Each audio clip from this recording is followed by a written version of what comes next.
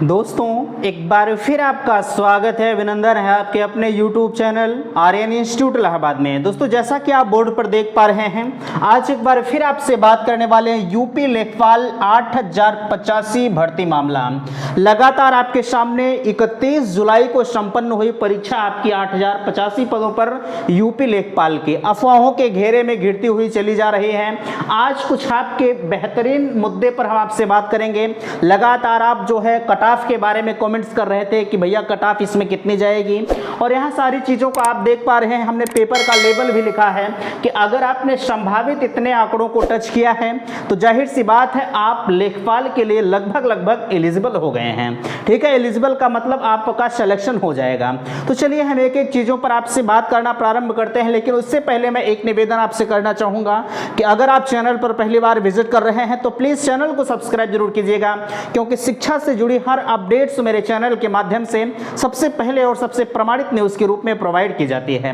तो चलिए देखिए, सबसे ऊपर लिखा गया है टोटल पोस्ट। आप देख पा रहे हैं कि टोटल पोस्ट आपके रखे गए हैं 8085। यहाँ एक सवाल उठता है कि आखिरकार अभ्यर्थियों के भविष्य के साथ खिलवाड़ कब तक। जाहिर सी बात है, एक चीज आप सभी को पता है, यूपी लेखपाल की परीक्षा विभिन्न जगहों पर लीक के मामले में फंसी हुई है। आप सभी को पता है, कब परीक्षा शुरू होने से 1 घंटा 2 घंटा पहले से अभ्यर्थियों के पास जो है पेपर सॉल्व होकर पहुंच गया था। वो भी कैसे? व्हाट्सएप के माध्यम से, ईमेल, जीमेल, तमाम तरह के सुविधाएं आपके यहाँ व्याप्त हैं, वो सभी माध्यम से आपके यहाँ पहुंचा। कैसे? 15 से 20 लाख रुपए में देकर लोगों ने पेपर को ही खरीद लिया। अब इससे ज़्यादा जो है निराशाजनक उन अभ्यर्थियों के लिए और क्या हो सकता है जो दिन रात मेहनत करके पढ़ाई कर रहे थे। ठीक है, कुछ लोग इसके अपवाद में हमारे होंगे, लेकिन खैर मुझे उससे फर्क नहीं पड़ता। कुछ लोग मेरे साथ ऐसे जुड़े हैं जिनकी जरूरत पड़ती है, इसलिए मैं रोज उनके सामने कुछ न कुछ अपडेट्स लेके आता रहता हूं। तो चलिए सबसे पहले आप यहां देख पा रहे हैं, हम पेपर के लेवल पर आपसे इससे पहले हम बात करेंगे 8085 पदों में कैटेगरी वाइज कितने पोस्ट रखे गए थे। यहां आप देख पा रहे हैं, अगर हम जनरल की बात करें तो जनरल में रखे गए थे 3271 पोस्ट जनरल के हैं। ठीक है, और यहाँ ईडब्ल्यूएस आप देख पा रहे हैं, ईडब्ल्यूएस में आपके 798 हैं, और ओबीसी की अगर हम बात करें तो 2174, और यही हम एससी की बात करें तो 1690, और एसटी की बात करें तो 152 पोस्ट एसटी में रखे गए हैं। सबसे कम एसटी में रखे गए हैं, क्योंकि आप सभी को पता है एसटी कैंडिडेट में अपवाद की बात नहीं कर रहा हूं, लगभग अगर देखा जाता है तो ये पढ़े लिखे थोड़ा सा कम होते हैं, इस वजह से इनकी पोस्टें हमेशा कम ही आती हैं। कभी कभी होता है किसी में टोटल पोस्ट में खाली चली जाती है, तो इस वजह से इनकी पोस्ट कम रखी गई है। ठीक है, खैर देखिए हमने यहाँ पेपर का लेवल लिखा है। अगर पेपर का लेवल आपका देखा जाए, उस लेवल के हिसाब से आपका पेपर बहुत आसान आया हुआ था। ठीक है, हमने यहाँ एक नॉर्मलाइज स्कोर करके लिखा है। अगर आप इतना हल किए हैं तो आप एक बेहतर स्थिति में पहुंच रहे हैं। देखिए हमने कहा आपसे कि अगर हिंदी में आप 20 से 22 क्वेश्चन हल किए हैं, ठीक है, टोटल 100 प्रश्नों की श्रृंखला थी। अगर आपने 20 से 22 क्वेश्चन हल किया है तो जाहिर सी बात है आप एक बेहद संतोषजनक स्थिति में हैं। ठीक है, बहुत अच्छा आपने करके आया है, क्योंकि यार बहुत आसान क्वेश्चंस था, ये मान के चलिए। और नीचे आप गणित में देख पा रहे हैं, गणित अगर देखा जाए तो बहुत सारे अभ्यर्थी ऐसे होते हैं जिनका गणित का लेवल थोड़ा सा लो होता है, इस वजह से हमने 18 से 20 क्वेश्चन लिया है। अगर आपने 18 क्वेश्चन या 20 क्वेश्चन भी किया है तब भी आप एक बेहतर स्थिति में पहुंच रहे हैं। ठीक है, आगे आप देख पा रहे हैं जीएस का पोर्शन भी 18 से 20 है, और यहाँ ग्रामीण परिवेश का आता है तो ग्रामीण परिवेश थोड़ा सा आपका हार्ड लेवल का आया था। ठीक है, मैं सबकी बात नहीं कर रहा हूँ, जो बंदा पढ़ा लिखा था उसके लिए ग्रामीण परिवेश भी बहुत आसान था। ठीक है, हमने भी पेपर को देखा। ठीक है, तो ग्रामीण परिवेश भी आपका बहुत आसान था। ये अगर इस तरह से आप पहुंच रहे हैं तो टोटल ये मान के चलिए कि आपका 80 क्वेश्चंस पहुंच रहा है। ठीक है, और इसमें 1/4 माइनस मार्किंग भी है। लेकिन सवाल इस बात का आता है, आपने 80 क्वेश्चन तो टच किया, ठीक है, 80 क्वेश्चन तो आपने टच किया, लेकिन अगर कहीं ये वाला सिस्टम टच कर दिए ना, ये वाला आप देख पा रहे हैं जिसे हम तुक्का कहते हैं। ठीक है, लोग कहते हैं ये सही है, एक क्वेश्चन में 4 उत्तर होते हैं। ठीक है, और चारों में 25% की संभावनाएं होती हैं। 25% इस पे संभावना, 25 इस पे, 25 इस पे, 25 इस पे। ठीक है, तो आप अगर किसी तरह से तुक्का लगा भी देते हैं, पता लगा वो गलत बैठ गया, तो कहीं ना कहीं आपका कितना नंबर कम करेगा, 1/4 आपका खत्म हो जाएगा। ठीक है, तो इस वजह से अगर आपने 80 क्वेश्चन सही किया है ठीक है। अगर 10 क्वेश्चन पर आपने तुक्का लगाया है तो कहीं ना कहीं वो 10 क्वेश्चन आपके लिए घातक सिद्ध होगा। ठीक है, खैर वह बात की बात है, वो तो आपकी अंतरात्मा जानती है। ठीक है, कल जब आपकी फाइनल आंसर की आई, उस आंसर की के हिसाब से हमने आपका कट ऑफ जो है यहाँ तैयार किया है। अभी भी अगर देखा जाए तो यह कट ऑफ जब तक ऑफिशियल नहीं आ जाते तब तक ये हमें सर्वमान्य नहीं कहता हूँ। एक अनुमानित कट ऑफ है। अनुमानित का मतलब यहाँ हमने 80 से 82 लिखा है, लेकिन मेरे दोस्त एक चीज याद जानिएगा कि 80 से 81 हो सकता है, जो है 88 हो सकता है, लेकिन बहुत ज्यादा डिफरेंस आप नहीं पाएंगे, यह तो दावा है। ठीक है, चलिए देखिए हमने यहाँ कट ऑफ आपके सामने लिखा है। जनरल की कट ऑफ कितनी जा सकती है आप यहाँ देख पा रहे हैं। जनरल कैंडिडेट अगर आप 80 से 82 क्वेश्चंस करके आए हैं तो वो कहीं ना कहीं से क्वेश्चन करने का मतलब आपने 80-82 क्वेश्चन आपका सही होना चाहिए। ठीक है, ऐसा नहीं कि 80-82 तो सब लोग करके आए होंगे, लेकिन अब उसमें से कितना सही है। अभी आपने तुक्का को भी देखा, कुछ लोग देखे होंगे कि ये वाला सही है, ये वाला 2 क्वेश्चन में कंफ्यूज हुए होंगे तो कहेंगे चलिए यार मार देते हैं, ये वाला सही है। तो यही तो उनका गलत है। ठीक है, जब तक आपको प्रेजेंस ऑफ, जब तक आप एकदम कॉन्फिडेंस में नहीं है कि यही हमारा सही है, तब तक आपको नहीं करना चाहिए।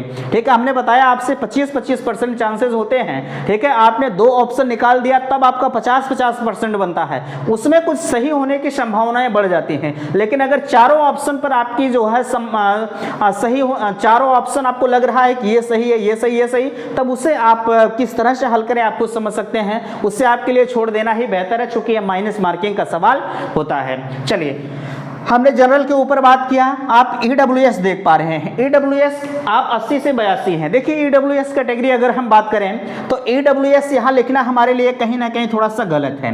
हम ईडब्ल्यूएस को इसलिए हटा रहे हैं क्योंकि ईडब्ल्यूएस कैंडिडेट अगर देखा जाए तो जितने भी जनरल कैंडिडेट होते हैं सबके पास ईडब्ल्यूएस सर्टिफिकेट हो गया है, सब लोग ईडब्ल्यूएस लगा दे रहे हैं, इसलिए ईडब्ल्यूएस जनरल से भी ज्यादा जा सकती है। ठीक है, हमने 80-82 लिखा है तो जनरल से भी ज्यादा जा सकती है और ओबीसी से भी कम हो सकती है।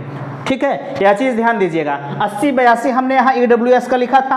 ईडब्ल्यूएस यहाँ 85 से 90 तक भी पहुंच सकता है और 80 से 82 तक भी हो सकता है, 84 हो सकता है, कुछ भी हो सकता है। इस पर थोड़ा सा असमंजस की स्थिति हर विद्यार्थी को होती है, क्योंकि ईडब्ल्यूएस अगर देखा जाए तो जितने लोगों ने 2,12,000 संभवतः विद्यार्थियों ने परीक्षा दिया है, अगर उसमें से मैं मान लूँ सपोज दैट की बात 1 लाख जो है जनरल कैंडिडेट रहे होंगे, 1 लाख नहीं रहेंगे और रहे होंगे, मैं एक सपोज दैट का आंकड़ा आपको दे रहा हूँ, तो उनमें से यह मान के चलिएगा मैं 50% मान लो कि जनरल कैंडिडेट थे तो उनमें से 45% के पास ईडब्ल्यूएस सर्टिफिकेट रहा होगा। ठीक है, तो इस वजह से ईडब्ल्यूएस का जो आंकड़ा है वो और आगे जा सकता है और कम भी आ सकता है, दोनों बातें हो सकती हैं। ठीक है, तो इसलिए ईडब्ल्यूएस का आंकड़ा छुपाना थोड़ा सा मुश्किल होता है। चलिए हम यहाँ ओबीसी पर बात करते हैं। ओबीसी का आंकड़ा भी लगभग संभवतः यह मान के चलिएगा कि 80 से 82 तक हो सकता है, आप 81 भी मान सकते हैं, 81 से 82।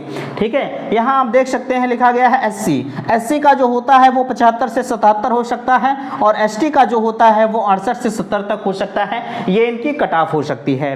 ठीक है, आपने कट ऑफ को बेहतरीन तरीके से समझा। यह एक संभावित आंकड़ा है। संभावित आंकड़ा का मतलब 1 से 2 नंबर इसमें डिफरेंस आप पा सकते हैं, बहुत ज्यादा का डिफरेंस नहीं पाएंगे, यह 100% का दावा है। ठीक है, चलिए अब हम आते हैं सवालों पर। यहाँ देख पा रहे हैं एक सवाल कल से ही लोग थंबनेल पर बनाकर डाल रहे हैं कि 5 अंक बोनस का क्या है मामला। देखिए अगर देखा जाए लगभग यूट्यूबर अपने अपने थंबनेल पर डाल रहे हैं कि भैया 5 अंक बोनस के साथ आपके आंसर की आई है। यार आप अभ्यर्थियों के साथ खिलवाड़ कर रहे हैं। ठीक है, आपको इस तरह से पोस्ट नहीं डालनी चाहिए कि 5 अंक बोनस आपको मिलेगा, नहीं, ऐसा कुछ नहीं है। 5 अंक बोनस आपको अभी नहीं मिला है, या मान के चलिएगा जब आप, ठीक है, जब आप आपत्ति दर्ज करेंगे, उस आपत्ति के बाद जब यूपी SSSC अपने फाइनल आंसर की पर आएगी तब जाके आपकी बोनस की कुछ संभावनाएं बनती हैं। फिलहाल के लिए अगर कोई कहता है कि 5 अंक बोनस का मामला है तो पूरी तरह से निराधार है। लोग 5 अंक से 7 अंक 8 अंक तक डाल रहे हैं, वो कहीं ना कहीं अपने बिफ्स के लिए काम कर रहे हैं, आपको बरगलाने का काम कर रहे हैं, उनके बहकावे में आप मत आइएगा। ठीक है, चलिए हम यहाँ लिखे हैं अगर इतने बड़े स्तर से धांधली होने का कारण कट ऑफ और जा सकती है। अच्छा, एक चीज आप सभी को पता है, हमने यहाँ तो आपके सामने कट ऑफ पर चर्चा किया, लेकिन एक चीज और हम आपसे कहना चाहेंगे। आप सभी को पता है कि आपके यहाँ जो यूपी लेखपाल की भर्ती अभी हुई है या परीक्षा हुई है, उसमें तमाम तरह के आरोप लग रहे हैं धांधले के। तो इस धांधले की वजह से आपकी ये कट ऑफ और ऊपर तक जा सकती है। ठीक है, इस चीज के बारे में आप ध्यान दीजिएगा, कट ऑफ और आपकी जा सकती है। चलिए हम सवाल यहाँ करते हैं आपसे, अगर इस भर्ती में पेपर लीकेज का मामला है तो यहाँ सवाल उठता है, क्या परीक्षा स्थगित होगी और क्या दोबारा री एग्जाम होगा, रिजल्ट कब तक आएगा। देखिए एक चीज मैं आपसे कहना चाहूंगा, आप यूपीएसआई का मामला जानते होंगे, रिजल्ट तो इनका जारी कर दिया गया, डीवीपीएसटी भी हो गया, सब कुछ हो गया, लेकिन अभी भी इनका मामला कोर्ट में पड़ा हुआ है। वही हाल इस यूपी लेखपाल का भी होगा। रिजल्ट तो ये कह रहे हैं कि हम अगले 1 साल के अंदर दे देंगे, लेकिन मेरा दावा है कि ये रिजल्ट भले ही दे देंगे, जब तक यह मामला कोर्ट से अच्छी तरह से रूबरू नहीं हो जाता, जब तक यह मामला, लोग अभ्यर्थी कोर्ट भी पहुंच गए हैं इस मामले को लेकर, ठीक है, जब तक कोर्ट इस पर कोई अच्छी रुख तक नहीं पहुंच जाता, तब तक यह भर्ती भी आपकी फाइनल नहीं होगी, या गारंटी है। ठीक है, चलिए हम बात करते हैं क्या परीक्षा स्थगित होगी। यूपीएसआई की भी परीक्षा लोग स्थगित करने की मांग कर रहे हैं, लेकिन अभी भी हाई कोर्ट लगातार इससे इनकार कर रहा है कि यूपीएसआई का जो भी मामला है वह पेंडिंग में पड़ा हुआ, तारीख पे तारीख दी जा रही है।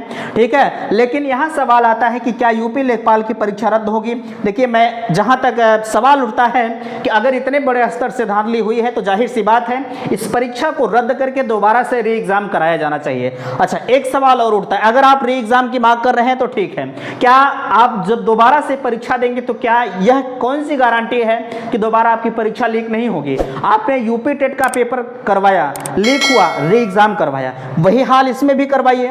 ठीक है, जितने कड़े रुख से आपने उसे पेपर करवाया वही हाल इसमें भी करवाइए। यूपी लेखपाल का पेपर लीक हुआ है तो भले से लीक हुआ है, या तो गारंटी कोई नहीं ले सकता है कि अगर आप दोबारा परीक्षा करवा रहे हैं तब नहीं लीक होगा, फिर हो सकता है, लेकिन जाहिर सी बात है एक विद्यार्थी की संतुष्टि के लिए आपको दोबारा से इस परीक्षा को स्थगित करके री एग्जाम कराया जाना चाहिए, यह अटल सत्य है एकदम।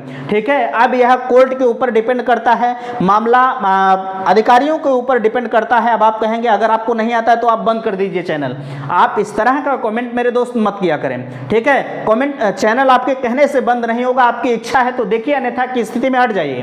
ठीक है, जहां तक मुझे ज्ञान है, जहां तक नॉलेज है, मैं उस ज्ञान को आपके सामने रखने का प्रयास कर रहा हूं। मैं आपके साथ हमेशा खड़ा हूं। अगर भर्ती में धांधली हुई है तो दोबारा से इस भर्ती को परीक्षा कराना चाहिए, बाकी आप खुद समझदार हैं, समझ सकते हैं। ठीक है, हमने बेहतरीन तरीके से आपसे सभी चीजों पर बात किया। वीडियो पसंद आया होगा तो प्लीज चैनल को सब्सक्राइब कीजिएगा और इस वीडियो को अपने दोस्तों में शेयर जरूर कीजिएगा, क्योंकि जहां सच्चाई होती है वहां आपकी जीत होनी निश्चित होती है। इसी के साथ वीडियो समाप्त करते हैं। थैंक्स, धन्यवाद।